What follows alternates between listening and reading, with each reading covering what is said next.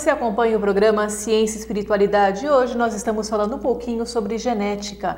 E para isso estou aqui com Hebe Lag de Souza, que é naturalista com especialização em biologia e genética.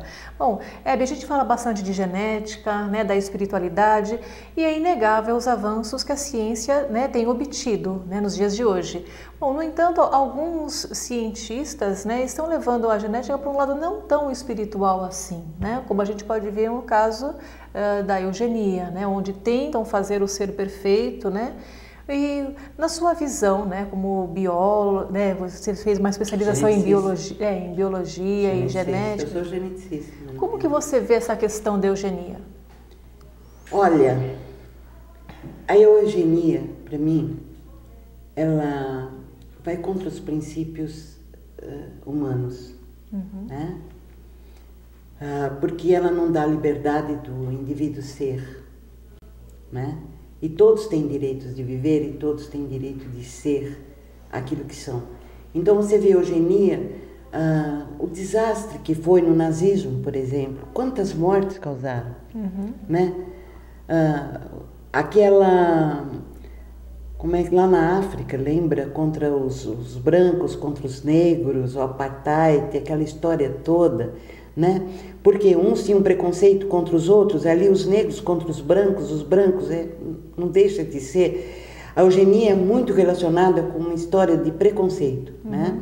De ter a necessidade de ser perfeito, de ser melhor, e de ser o maior e de ser o suprassumo. Isso prejudica até a própria evolução, não? E prejudica a evolução, né? Sim. Tentativas têm sido feitas, né?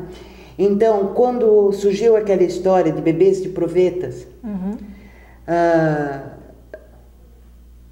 pensou-se que era possível a gente separar aqueles embriõezinhos que não tivessem problemas genéticos. Isso é fácil de se ver, de se analisar, né? Então vamos escolher aqueles que não têm problemas genéticos, aqueles que vão dar pessoas perfeitas. Qual foi a surpresa? Quando de todos os indivíduos nascidos de bebês de proveta, uma porcentagem relativamente grande, não me lembro quanto, se era 7 ou 8%, mas apresentaram doenças, tumores, câncer.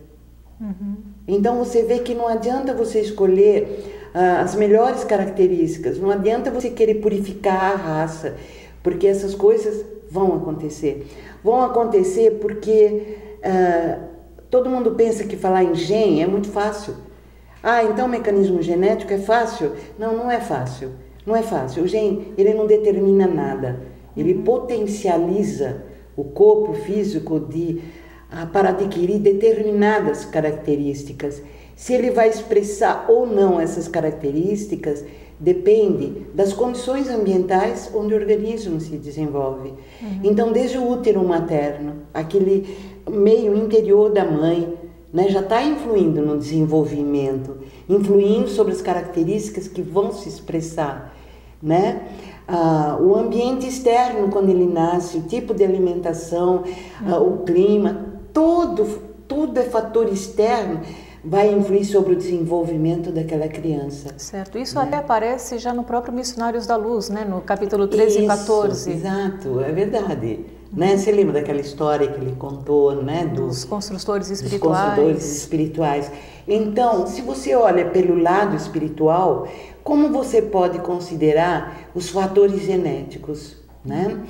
Você pode considerar como fatores que vão servir de instrumento para o espírito, para a evolução deles. E não eles vão determinar o que o espírito deve ser, né? Não haveria evolução. Né? Então, mas como se processa? Né? Vamos supor os homens primitivos, né? Como é que se fariam? Eles não tinham ainda opções, eles não podiam escolher suas vidas, eles ainda não tinham assim, muito livre-arbítrio no nível espiritual. Como é que fica?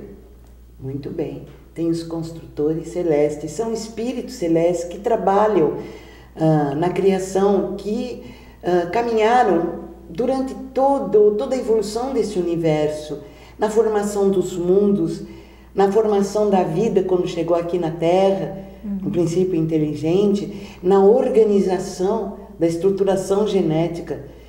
para ter, né? Como é que o princípio inteligente, tendo desenvolvido uma forma, ele já vai para outra? É na escolha daquela forma, né? E aí tem os amigos espirituais, né? Que funciona também no homem.